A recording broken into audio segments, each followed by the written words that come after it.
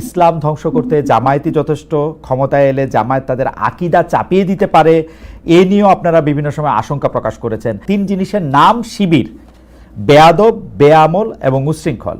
এই তিন জিনিসের সমন্বয়ে শিবির হয়।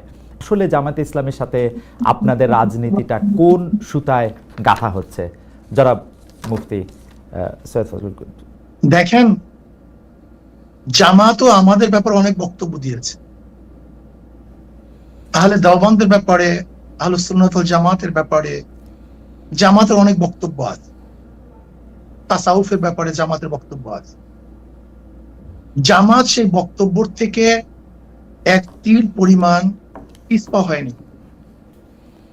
আর আমরাও বিগত দিনে যে বক্তব্য দিয়েছি এবং আমাদের মুরব্বীরা যে বক্তব্য দিয়েছেন, তার থেকে আমরা এক চুল পরিমাণ এখন পর্যন্ত আপনার সাথে কথা বলা পর্যন্ত পিছপা হয়নি। যদি জামায়াত ক্ষমতায় যায়, প্রথম কওমি মাদ্রাসা বন্ধ করবে, এটা তাদের ফার্স্ট টার্গেট। এই জামাত যেখানে সেখানে লাগবে, যেখানে ইসলাম ধ্বংস হয়ে যাবে। আমরা যখন মতানৈক্য করি, যেমন ধরে নেন আপনার সাথে আমরা জমি নিয়ে দ্বন্দ্ব হতেই পারে, কিন্তু তখন দরকার কি দলিলের। ঠিক আপনার সাথে আমার একটা কোনো একটা মতানৈক্য হতেই পারে, ইসলাম নিয়ে আমি বলে আমি সঠিক, আপনি বলে আপনি সঠিক, এটা আমি আশ্চর্য হওয়ার কিছু নেই। কিন্তু তখন আসবে দলিলের। যার দলিল শক্তিশালী তার কথা সঠিক, আর যার দলিল দুর্বল তার কথা দুর্বল। কাজে এখন সেই বহস আমি যাবো না। রাইট, এখন সেই বহসের জায়গা না। রাইট, আমি মূল ভিত্তি বললাম। রাইট, মূল ভিত্তি দলিল। ওকে, ওকে, ওকে, ওকে, ওকে। কিন্তু আমরা একদিন আপনার কাছে আলাদা করে শুনবো, আজকে সেটার জায়গা না। মানে দলিলও যে সাবজেক্ট টু ইন্টারপ্রিটেশন, ওইটার আমরা কি করব? ধরেন আপনার ইন্টারপ্রিটেশন আর আরেকজনের ইন্টারপ্রিটেশন একই দলিলের যে আলাদা হইতেছে, সেইটারও আমরা আসলে কি করব? কারণ হচ্ছে যে এর জন্য যে যেটা মানবে, যে যেটা মানবে, যে যেটা মানবে। ওকে, কেউ যদি এফ এ মানে আর আর এস মানে, হ্যাঁ, সিএস মানে, তখন আমরা বলবো এখন বিএস হয়েছে তুমি বিএস মানো। ওকে, ঠিক আছে। সিএসআরএস এবং বিএস দিয়ে সুন্দর উদাহরণ দিয়েছেন।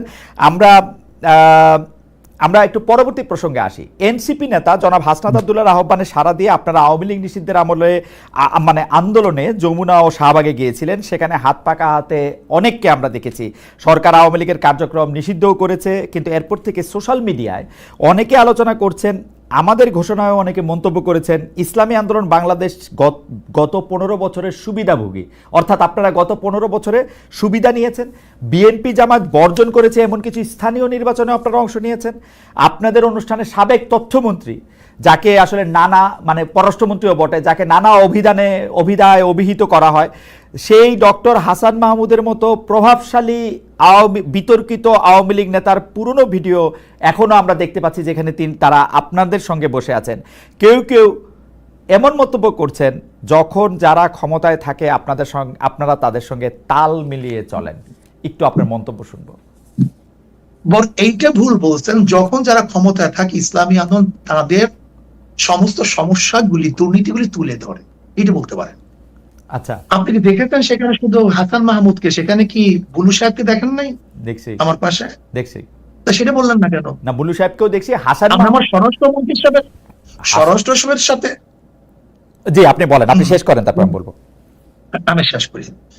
আপনার হাসান মাহমুদ সাহেবের সাথে আমার বক্তৃতা মানে আমাদেরকে বসতে দেখছেন, কিন্তু তারপরে আমি যখন বক্তব্য দিয়েছি, তখন এই বক্তব্য দিয়েছিলাম সেটা তো তুলে ধরলেন না। ওই একই স্টেজ আপনি দেখুন সেই বক্তব্য, যে আপনারা বিএনপি বলছেন আমরা এইটা করছি, আওয়ামী লীগ বলছেন আমরা এইটা করছি, কিন্তু কে কত দুর্নীতি করছেন সেটা তো বললেন না। ওই স্টেজে বক্তৃতা দিয়েছি, আপনি শোনেন সেই বক্তৃতা।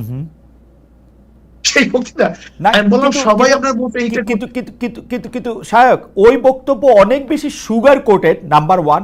নাম্বার 2 হচ্ছে, আপনি বঙ্গবন্ধুকে নিয়ে, শেখ হাসিনা যখন প্রধানমন্ত্রী ছিলেন সেই সময় যে বক্তৃতা করেছেন, এখন কি সেটা রিপিট করতে পারবেন, বা রিপিট আপনি করতেছেন? শেখ হাসিনাকে নিয়ে আমি কোনো বক্তৃতা করি। শেখ হাসিনাকে নিয়ে কোনোদিন প্রশংসামূলক। বঙ্গবন্ধুকে নিয়ে, শেখ সাহেবকে নিয়ে কেন বক্তৃতা করেছি, এটা কি এখন করবেন কিনা আবার? 100 বার শোনেন, কেন করব সেটা আমি বলি।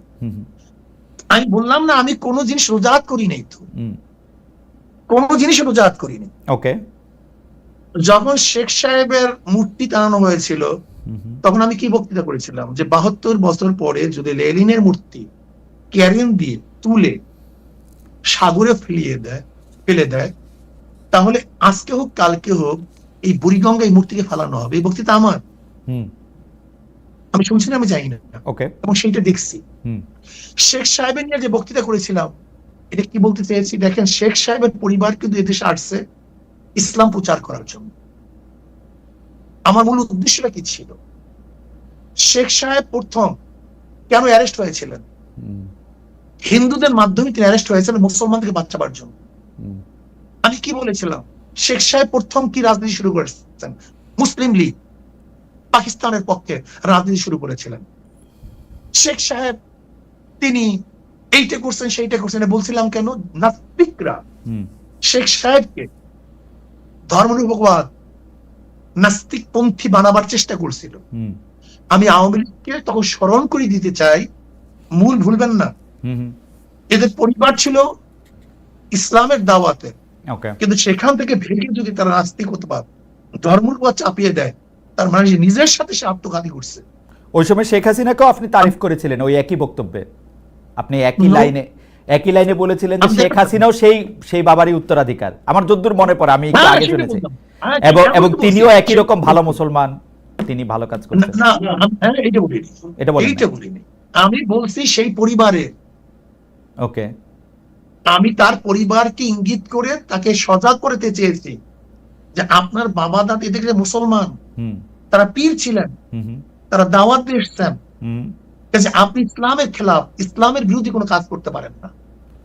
যেরকম কোন ছেলেকে কেউ যদি সতর্ক করায় তখন তার বাপ দাদার কথা বলে, তোমার বাবা এরকম ছিল, দাদা এরকম ছিল, ওকে, তুমি এই কাজ করতে পারো না।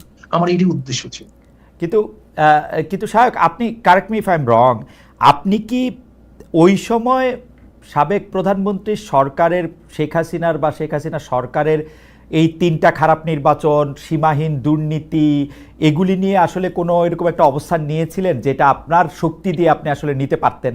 আজকে আপনারা যে অবস্থা দেখেন, বক্তব্য নাই, এমন কোন বক্তব্য নাই যে বক্তব্যে শেখ হাসিনার এবং তার 14 গোষ্ঠী এই মন্ত্রী পরিষদের আওয়ামী লীগের দুর্নীতি তুলে ধরি নাই, এমন কোন বক্তব্য আমার ছিল।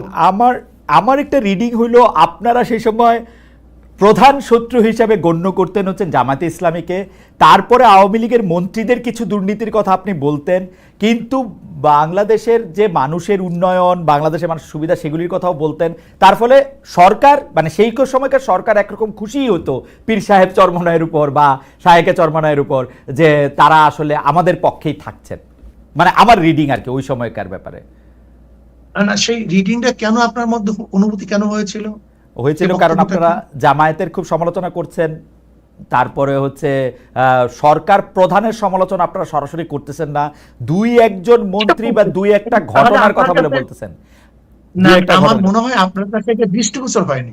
আমার মনে হয় আচ্ছা ঠিক আছে, আমি আবার চেক করব না, কিন্তু একটা বক্তব্য, জি, আমি পল্টনে ওই স্যার আপনার সরোয়ার দিতে বলেছিলাম যে শেখ হাসিনা, আপনি শুনি না সে বক্তব্য? জি, আমি শুধু একটা এরকম 50টা বক্তব্য দিতে পারবো, জি, যে শেখ হাসিনা আপনাকে ভারত বাঁচাতে পারবে না, আপনাকে বাঁচাতে পারবে না, আপনাকে পুলিশ মিলিটারি আপনাকে বাঁচাতে পারবে না, আপনাকে ভারতে অবশ্যই ভাবতে হবে। সে বক্তৃতা শুনিয়ে না আপনি, অনেক আগের বক্তৃতা।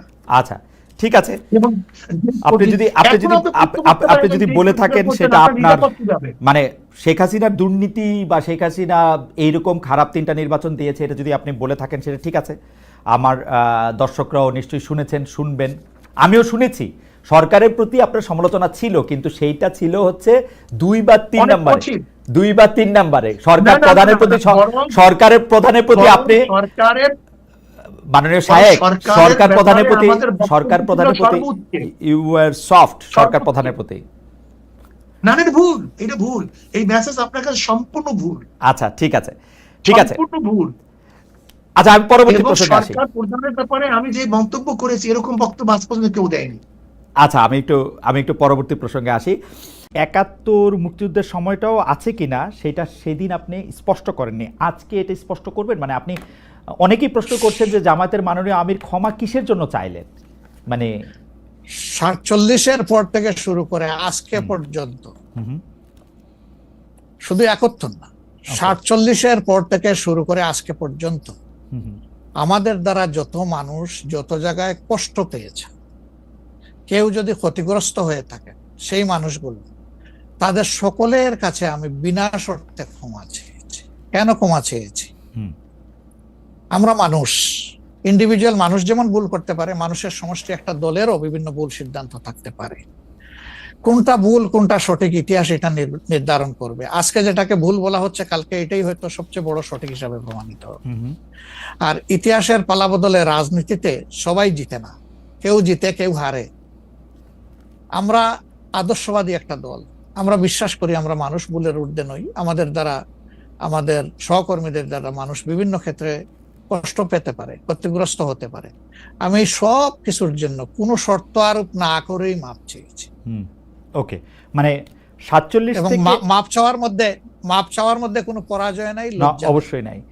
47 থেকে আজ পর্যন্ত যে কোনো কিছুর জন্য মানুষ আপনাদের কাছ থেকে যদি কোনো ধরনের আঘাত পেয়ে থাকে, তার জন্য আপনি দুঃখ প্রকাশ করেছেন বা ক্ষমা চেয়েছেন। এর ভিতরে সব ঢুকে গেছে, কোনো কিছু বাদ নাই। ওকে, এভরিথিং ইনক্লুডেড। আচ্ছা, এবং এটা আনকন্ডিশনাল, মানে অ্যাপোলজি দিয়ে আনকন্ডিশনাল পার্ডন সিক করেছে। এইটা কি ডক্টর শফিকুর রহমান, আমি আসলে যেহেতু আপনার সঙ্গে আমার মানে নানা সময় কথা বলার সৌভাগ্য হয়েছে, মানে পর্দার বাইরে পর্দার ভিতরে, সেটা আমি জানি বলেই আমি আমার প্রশ্নটা করছি যে আপনি যে 71টাকে এই 47 থেকে আজ পর্যন্ত একসাথে বললেন, এর কি কোনো বিশেষ কারণ আছে নাকি? মানে না, কোনো বিশেষ কারণ নাই। আমার মানবিক মূল্যবোধের জায়গা এবং আমার দায়িত্বের জায়গা থেকে আমি বলেছি, অনুভূতির জায়গা থেকে। দায়িত্ব এবং অনুভূতির জায়গা, বিশেষ কোনো কারণ। আচ্ছা, আমি আবার 2-3 দিনের ঘটনা একটু আসি। আমরা 2টা ঘটনা আমরা দেখেছি যে আমাদের অনেককে ব্যথিত করেছে। একটা হচ্ছে লালমনিরহাটে একজন যিনি নরসুন্দর, তিনি এবং তার ছেলেকে খুব আয়োজন করে মারধর করা হচ্ছে এবং তাদেরকে টেনে নিয়ে পুলিশের কাছে নিয়ে যাওয়া হয়েছে। এবং আরেকজন যিনি 2018 সালের ডিসেম্বরের রাতের ভোট বলে খ্যাত নির্বাচনের যে প্রধান নির্বাচন কমিশনার, তাকে আসলে খুবই অপমানজনকভাবে মানে থানায় নিয়ে যাওয়া হয়েছে এবং সেটা আবার ভিডিও করা হয়েছে। মানে আমি সাধারণভাবে যেটা বুঝি, আপনি আমাকে শাস্তি দিতে পারেন, আপনি আমাকে মৃত্যু দিতে পারেন, কিন্তু মানুষ হিসাবে আরেকটা মানুষকে অসম্মান করার অধিকার যে আমাদের নাই, এইটা কি মানে মানে নাকি এইটা আমাদের আছে কারণ তারা একটা খারাপ কাজ করেছিল, এরকম কি? মানে আমি জানি না, মানে অনেকে তার আরেকজন, জি আপনি বলেন, আরেকজন খারাপ কাজ করেছেন বলে আমিও করব, এটা কোনো যুক্তি? আমি আরেকজনের খারাপে কষ্ট পেলাম, ক্ষতিগ্রস্ত হলাম, এখন আমি সেম অথবা ওয়ার্স দেন দিস আরো খারাপ কিছু করলাম তার সাথে, সেটা কি কোনো মানবিক আচরণ বলে গণ্য হবে? নিশ্চয়ই না। তবে দেখেন, আমরা এটাকে কখনো সমর্থন করি না, কিন্তু পরিবেশ, প্রেক্ষাপট, স্থান, কাল, পাত্র, মানুষ কোনো জিনিসকে যখন লাইক করে না, তখন প্রকাশ্যে হয় তার প্রতিবাদ করে, না হয় মনে মনে ঘৃণা করে, অথবা সে শক্তি থাকলে প্রতিরোধ করে। এই 3টা স্টেজ থাকে, এটা হাদিসের ভাষা অনুযায়ী। তো এই অবস্থায় আমরা হয়তো ভিজিবল সেরকম প্রটেস্ট অনেক ক্ষেত্রেই করতে পারি না, কিন্তু আমরা এগুলাকে মনের দিক থেকে সাপোর্ট তো করি না, আমরা বরঞ্চ মনে করি যে এগুলা আরেকটা অপরাধ। ডেফিনেটলি সিইসি যিনি ছিলেন, তিনি তো একজন মানুষ, তিনি এই রাষ্ট্রের একজন সিভিল সার্ভেন্টও ছিলেন এবং উঁচু পর্যায়ে তিনি দায়িত্ব পালন করে তিনি রিটায়ার করেছেন। তিনি নিশ্চয়ই কাজ ভালো করেন নাই, অনেকগুলা খারাপ কাজ করেছেন। সেই সময়টা জনপ্রত্যাশার এগেইনস্টে গিয়ে করেছেন। সত্য তথ্যের উপর না থেকে অসত্য তথ্য তিনি তার সংস্থা থেকে বলেছেন, সেগুলো সব খারাপ। তো তার জন্য তো আদালত আছে, তিনি তো আদালতে যাবেন, আমি তাদেরকে আদালতে নিয়ে যাই, আইনের আওতায় নিয়ে যাই, কিন্তু আইন আমার হাতে আমি তুলে নেবো কেন? এটা তো কোনো অবস্থায় আমরা সমর্থন করবো না। এই জন্য আপনার স্মরণ থাকার কথা, 5 তারিখ রাত্রেই আমরা ঘোষণা করেছি যে ব্যক্তিগতভাবে আমরা কারো উপর থেকে কোনো প্রতিশোধ নেব না এবং আমরা নেইনি। আমাদের 2-1টা ব্যতিক্রম ঘটনা ঘটেছে, আমরা তাদেরকে শাস্তি দিয়েছি, আমরা ছাড় দেই নাই কাউ। আমাদের এই ঘটনাগুলো র্যান্ডম না, ব্যাপক না, 2-1টা বিচ্ছিন্ন ঘটনা, আমরা কাউকে ছাড় দেই। আমরা যেহেতু আপনার সময় কম, আমরা দ্রুত একটা বিষয় থেকে আরেকটা বিষয়ে যেতে হচ্ছে। সম্প্রতি আপনি একটি ভাষণে বলেছেন, আমি এখানে ছোট্ট একটু অ্যাড করতে চাই। এই যে মব, যেটাকে এখন মব বলা হচ্ছে, এর চাইতে কিন্তু আরো নিকৃষ্ট মব কিন্তু গত 15.5 বছর মানুষ প্রত্যক্ষ করেছে। ইভেন আপনাদের সাংবাদিকদের সাথে হয়েছে, আরো অনেকের সাথে, পলিটিশিয়ানদের সাথে তো এগুলা কোনো ডাল ভাত, কোনো ব্যাপারই ছিল না। সিভিল সোসাইটির না, না, মানুষের সাথে, হয়েছে, শিক্ষকদের সাথে। আপনার কিন্তু মনে আছে ওইগুলা দিয়ে আমরা এটাকে জাস্টিফাই করতে চাই না, না। হয়েছে বলেই আমরা সবাই মিলেই কিন্তু এগুলি প্রতিরোধ করেছি, প্রতিবাদ করেছি। আসলে যে যার জায়গা থেকে প্রচন্ড ভাবে প্রতিবাদ করেছে। আমার মনে আছে ডয়েচে ওয়েলেতে থাকতে আমি একবার শেখ হাসিনার নাম করে এতবার বলতেছিলাম যে কেন তিনি এটি করবেন, কেন তার এটি সমালোচনা করা যাবে না, এবং কেন তার এটা, মানে আমার মনে আছে যে মানে আমার সাংবাদিকতায় আমি কোনো সময় অ্যাক্টিভিজম করতে চাই না বা অ্যাক্টিভিজমের জায়গা থেকে, কিন্তু এইগুলির প্রতিবাদ আমরা সবাই মিলেই আসলে করেছিলাম, যে যার অবস্থান থেকে। রাজনীতিবিদরা এখনো আমাদেরকে করতে হবে, কিন্তু এখনো যদি আমরা সেই জায়গার মধ্যেই থাকি এবং কেউ কেউ আমরা এটা বলি যে তারা করেছে সেজন্য এটা ঠিক আছে, সেইটার ব্যাপারে আপনার কাছে একটু বিচার দিতে চাইছি। প্রশ্নই ওঠে না, এটাকে সাপোর্ট করা যাবে না। আরেকজন অন্যায় করেছে তাই আমি আরেকটা অন্যায় করবো, এটা চলবে না। আর তাইলে আমরা ভালোর দিকে আগাবো কিভাবে? অ্যাবসলিউটলি আমরা তো আগাতে পারবো না। আপনি সম্প্রতি এক ভাষণে বলেছেন, আরেকটা প্রসঙ্গে যাই, যে সেই গণতন্ত্র হালাল যার মাধ্যমে আল্লাহর বিধান কায়েম করা যাবে, বুলেট নয় ব্যালটের মাধ্যমে যেতে হবে। এটা আপনি বলেছেন হাদিসের রেফারেন্স দিয়ে। আপনার এই বক্তব্যের প্রতিবাদ করেছেন মুফতি ডক্টর সাইয়েদ মোহাম্মদ এনায়েতুল্লাহ আব্বাসী সিদ্দিকী। রোববার ফেসবুক এক পোস্টে দাবি করেছেন যে তিনি হাদিসের সুস্পষ্ট অপব্যাখ্যা করেছেন। আপনি এক লাইনে আবার একটু ব্যাখ্যা দিবেন কিনা? না, আমি হাদিসের দেই নাই। আমি বলেছি যে ডেমোক্রেটিক যে প্রসেসটা, এটা রাসূল করিম সাল্লাল্লাহু আলাইহি সাল্লামের পরে যারা রাষ্ট্র পরিচালনা করেছেন খোলাফায়ে রাশিদিন, তাদের সময় ছিল, এবং এটা বাস্তবতা আমরা সবাই জানি। হযরতে ওমর খুতবা দিতে দাঁড়াইছেন, সাধারণ মুসল্লি বলছে আমি আপনার খুতবা শুনবো না। কেন শুনবেন না? কয় যে আমরা কুশাগার থেকে কাপড় পাইলাম, আমার কাপড়ে লম্বা জামা হইলো না, আপনারটাই লম্বা জামা হইলো কেমনে? এই তো সেম কাপড় দেখতেছি। তখন তিনি তার ছেলে আব্দুল্লাহ ইবনে উমরকে বলেছিলেন, বাবা তুমি এবার জবাব দাও। তিনি দাঁড়াইয়া বললেন যে দেখেন, বাবা তো রাষ্ট্রের দায়িত্বশীল, তার সাথে বিভিন্ন বিদেশি প্রতিনিধি দল আসে, এই রাষ্ট্রের সম্মানে আমি বাবাকে বলেছিলাম যে বাবা আমাদের পোশাক 2 টুকরা করে কাটার দরকার নাই, আপনি অনুমতি দিলে আমি কুশাগারকে রিকোয়েস্ট করতে চাই যে আমাদের 2 পিস না কেটে দিয়ে দেওয়ার জন্য, সেটা দিয়ে আপনি জামা বানাবেন। তো আমার বাবা এবং আমার 2 পিস মিলে উনার 1 পিস হয়েছে, এবং তাই উনার জামা লম্বা। তো লোকটা বসে আল্লাহ শুকরিয়া আদায় করে বললেন যে খলিফাতুল মুসলিমিন, এবার আপনি আপনার খুতবা দেন, আমি শুনবো, মন ভরে শুনবো। তো এই দেখেন, এটাই তো বিউটি অফ ডেমোক্রেসি। ওই যে আপনি ফ্রিডম অফ এক্সপ্রেশন বললেন, এর চাইতে ভালো ফ্রিডম এক্সপ্রেশন কোথায় পাবেন আপনি? আমি বলেছি যে না, গণতন্ত্র হচ্ছে এটা কোনো ইজম না, এটা আপনি নিজেও জানেন। গণতন্ত্র কোনো মতবাদ না, it's a way to establish your ism. আপনি যেটা চয়েস করেন, এটা ক্যাপিটালিজম হইতে পারে, সোশ্যালিজম হইতে পারে, কমিউনিজম হইতে পারে, এরকম যেটাই হোক সেটা আপনি করবেন। কিন্তু এটা একটা ওয়ে, এই বাহনের উপরে আপনি চড়ে যাবেন। সেটা যদি আল্লাহর দিন কায়েমের উদ্দেশ্যে হয়, তাহলে অবশ্যই এটা মুসলমানদের জন্য হারাম হওয়ার কথা না। এখন আমার কথার সাথে তো ডিফার করতেই পারেন, উনি একজন লার্নেড মানুষ, আমি তাকে রেসপেক্ট করি, এবং কারো ডিফারেন্সটাকেও আমি রেসপেক্ট করি, কারণ এটা না হলে তো আপনার ফ্রিডম অফ এক্সপ্রেশন থাকবে না, এবং মাল্টিকালচারাল সোসাইটিও বিল্ড আপ করা সম্ভব হবে না। আচ্ছা, অ্যাবসলিউটলি ফাইন। আচ্ছা, আপনি শুক্রবার একটা দলীয় কর্মসূচিতে বলছেন যে দিন কায়েমের চেষ্টা বা প্রচেষ্টা ঐচ্ছিক নয়, মুমিনের উপর ফরজ। আরবার আপনাদের দীর্ঘদিনের একটা স্লোগান হচ্ছে এরকম, আল্লাহর আইন চাই। এখন একটি নতুন প্রচারণা, মানে অনেক দলকেই ক্ষমতায় দেখা যায়, মানে জামাত ইসলাম একটা নতুন প্রচারণা এরকম যে অনেক দলকেই ক্ষমতায় দেখা হয়েছে, জামাতকে একটিবার সুযোগ দেওয়া হোক, আপনারা যদি নির্বাচনে জিতে ক্ষমতায় যেতে পারেন তাহলে কি বর্তমান ব্যবস্থা পাল্টে কোরআন সুন্নাহ ভিত্তিক শাসন বা শরিয়া আইন, শরিয়া ব্যবস্থা চালু করবেন? আসলে দেখেন, কোরআন সুন্নাহ ভিত্তিক মানে অনুশাসন যেটা, এটার ব্যাপারে সমাজের পারসেপশনের ভিন্নতা আছে। আমাদের বাংলাদেশের যে সংবিধান আছে, এই সংবিধানের অনেকগুলা আর্টিকেল, অনেকগুলা ধারা উপধারা কোরআনের সেন্সের সাথে পুরোপুরি মিলে যায়, এটার সাথে কোনো ডিফারেন্স নাই। আবার কিছু কিছু ধারা আছে সেখানে কনফ্লিক্ট, কন্ট্রাডিকশন আছে। ওরকম পরিবেশ পরিস্থিতি